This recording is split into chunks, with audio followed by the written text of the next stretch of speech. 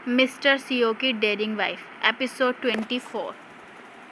Please like comment और subscribe करना ना भूलें। बॉडी में पेन फील करके कर रहा उठी। दर्द में उसकी धीरे धीरे अपनी आंखें खोली और उठकर बैठ गई।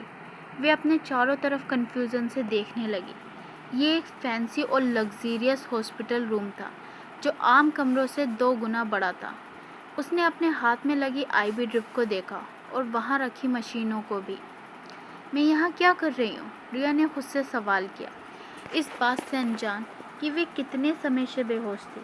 पूरा कमरा खाली था और वहाँ उसके सिवा कोई और नहीं था। पर्दे खुले होने की वजह से सूरज की रोशनी कमरे में दाखिल हो रही थी। उसने बाहर को देखा। अभी सुबह के 9 बज रहे होंगे। रिया ने एक गहरी सांस ली। उसने कमरे के चारों तरफ देखा और अपने पर्स को पास वाले नाइट स्टैंड पर देखकर वे मुस्कुराई। उसने अपना हाथ बढ़ाकर अपने पर्स को उठाने की कोशिश की, मगर उसका हाथ छोटा पड़ गया। अपने फेल होने पर उसने बच्चों की तरह मुंह फुला लिया। फूल, तुम्हें मदद के लिए इस लाल बटन को दबाना चाहिए। अर्नब राठौर ने दरवाजे पर खड़े रहकर उस लाल बटन की तरफ इशारा करके कहा, जो रिया के बेड के पास था। वे उसे देख रहा था जब वे अपने छोटे हाथों से उस पर्स तक पहुंचने की कोशिश कर रही थी। रिया उसे हैरत से देखने लगी। उसका मुंह खुला का खुला रह गया। ये डेमन किंग यहाँ क्या कर रहा था और उसे उस कमरे में आने का एक्सेस कैसे मिला? फोटो खींच लो, ये ज़्यादा टाइम तक चलेगी। अर्नब राठौर उसके फूलिश एक्सप्रेशन देखकर हंस पड़ा। वे कमरे में दाखिल हुआ। उसके हाथ में खाने से भरा एक बैग था। तुम यहाँ क्या कर रहे हो? रिया ने अपनी बाहें क्रॉस करते हुए कहा। उसकी आंखें अर्नब राठौर को फॉलो कर रही थी। मैं यहाँ क्यों नहीं आ सकता? अर्नब राठौर ने अपनी बाहें ऊपर करते हुए पूछा। रिया ने अपने चेहरा फेर लिया। मुझे नहीं लगता हम एक दूसरे को इतना अच्छे से जानते हैं, और वैसे भी तुम मेरे फ्रेंड नहीं हो। अर्नब राठौर उसकी यह बात सुनकर एक पल के लिए रुक गया। वे रिया को गौर से देखने लगा, जिसकी बातों में सच्चाई नजर आ रही थी। उसे उसकी बात पर यकीन नहीं हो रहा था जो उसने अभी कहा था। क्या वे एक दूसरे को नहीं जानते थे? क्या वे दोस्त हैं? हाँ, हम नहीं हैं। अर्नब राठौर ने उसके सामने पोर्टेबल टेबल रखते हुए कहा। उसने बैग से खाना निकालकर टेबल पर रख दिया। रिया उसकी इस हरकत पर हैरान हो गई और उसने टेबल उसके सामने लाकर रख दी ताकि वे बेड पर ही अपना नाश्ता कर सके। वे अपने सामने रखे हेल्दी नाश्ते को देखने लगी और तभी अर्नब राठौर ने उसे बेड टिश्यूज़ और चम्मच दिए। रिया की आंखें बड़ी बड़ी हो गई। वे उसे ऐसे घूर रही थी मानो उसके 3 सर उगाए हों। वे उसे इतने अच्छे से ट्रीट क्यों कर रहा है? उसे लगा उसने जो कुछ किया उसके बाद तो वे उसे मारना चाहता था। सनसनीखेज अखबारों और मैगजीन के मुताबिक हम दोनों एक कपल हैं जो रात के अंधेरे में भाग निकले।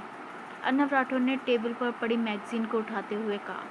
उसने सोचा ये किसी नर्स ने फ्री एंटरटेनमेंट के लिए यहाँ रख दी होंगी। उसकी बात सुनकर रिया ने चौंक कर उसे देखा। क्या उसने अभी अभी एक कपल? रिया ने उसके हाथ से मैगजीन लेते हुए उन्हें देखा। रिया का मुंह हैरत से खुल गया। उन सारी मैगजीन और न्यूज़पेपर पर रिया और अर्नब की फ़ोटो छपी थी। अर्नब ने रिया को गोद में उठाकर प्रोटेक्टिवली अपने सीने से लगा रखा था। उसके फर वाले कोट की वजह से रिया का चेहरा आधा छुपा हुआ था, लेकिन जो लोग रिया को जानते थे वे आसानी से उस फोटो को देखकर पहचान जाते कि वे कोई और नहीं, रिया खन्ना ही थी। उनकी हेडलाइंस और ज़्यादा दिल दहलाने वाली थी। क्या ये बिजनेस टाइकून अर्नब राठौर की गर्लफ्रेंड है? Breaking news! अर्नब राठौर अपनी गर्लफ्रेंड को अपनी बाहों में लेकर सुनैना खन्ना की पार्टी से बाहर आते हुए देखे गए। अर्नब राठौर, जो कभी किसी लड़की के साथ नहीं देखे जाते, वे अपनी लवर के साथ इंटीमेट हालत में पाए गए। अर्नब राठौर कब कर रहे हैं अपनी लवर से शादी? रिया आखिरी हेडलाइन पढ़कर शांत हो गई। उसने थोड़ी सी डिटेल पढ़ी और एक गहरी और सुकून की सांस ली। इनमें से किसी मैगजीन में उसका नाम मेंशन नहीं था, लेकिन वे जानती थी उसके दादाजी और घर वालों ने ये सनसनीखेज खबर देखकर पहचान लिया होगा कि अर्नब राठौर की बाहों में मौजूद लड़की कोई और नहीं, रिया खन्ना थी। जैसे ही रिया ने उन मैगजीन को और ज़्यादा गहराई से पढ़ने की कोशिश की, वे मैगजीन उसके हाथों से जेंटली छीन ली गई। हे, मैं अभी पढ़ रही हूँ, वे चिल्लाई और उसे घूरने लगी।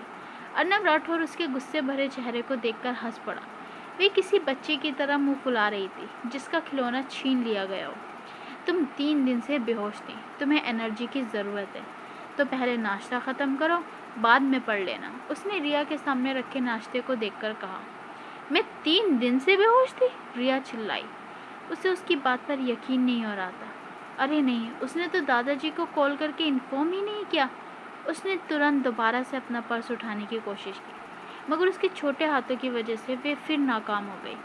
अर्नब राठौर, क्या तुम मुझे मेरा फ़ोन दे सकते हो? नहीं, उसने अपनी भौहें चढ़ाते हुए रिया को साफ मना कर दिया। फिर नाश्ता क्यों नहीं कर रही है? लेकिन नहीं, तुम्हें पहले नाश्ता ख़त्म करना होगा, उसने उसे एक पेरेंट की तरह डांटते हुए कहा। फिर ज़रूरी है, रिया ने अपनी उंगली को मुट्ठी में मींच लिया। अगर उसे सुई से डर नहीं लगता तो वे इस आईवी ड्रिप को पहले ही निकाल कर फेंक देती। अर्नब राठौर ने गहरी सांस ली और खड़ा हो गया। उसने उसका पर्स उठाया और उसमें से फ़ोन निकाला। रिया ने तुरंत ही अपना हाथ आगे किया फ़ोन लेने के लिए, मगर उसने उसके हाथ में चम्मच और कांटा दे दिया फ़ोन के बजाय। क्या कर? पहले नाश्ता, अर्नब राठौर ने कठोर आवाज़ में कहा। उसकी आवाज़ से साफ जाहिर हो रहा था कि वह ना नहीं सुनेगा इस बार। रिया ने इस जिद्दी इंसान को देखकर एक गहरी आह भरी। अर्नब राठौर उसे ऐसे घूर रहा था मानो अगर रिया ने उसकी बात नहीं मानी तो वह अभी कुछ कर देगा, मगर रिया ने ऐसा नहीं किया। वे चम्मच और कांटों की मदद से एक ओबीडियंट बच्चे की तरह अपना नाश्ता करने लगी। रिया खाने की बजाय उसे निकल रही थी। अर्नब राठौर ने उसे ऐसे खाना खाता देखकर एक गहरी और सुकून की सांस भरी। वह उसे डांटना नहीं चाहता था, कैसे भी सही वे खा तो रही थी। उसे इस समय न्यूट्रिशन की बहुत ज़्यादा ज़रूरत थी। उसने अपना कोट उतारकर कुर्सी के पीछे टांग दिया और अपनी टांग पर टांग रखकर कुर्सी पर पीछे को टेक लगाकर बैठ गया। वह ऐसे बैठा था मानो कोई महाराजा हो और बाकी सब उसके हुक्म का इंतज़ार कर रहे हों, मगर वह बहुत ज़्यादा हैंडसम और मेस्मराइजिंग लग रहा था। प्लीज़ चैनल को सब्सक्राइब न करना ना भूलें एंड बाय बाय।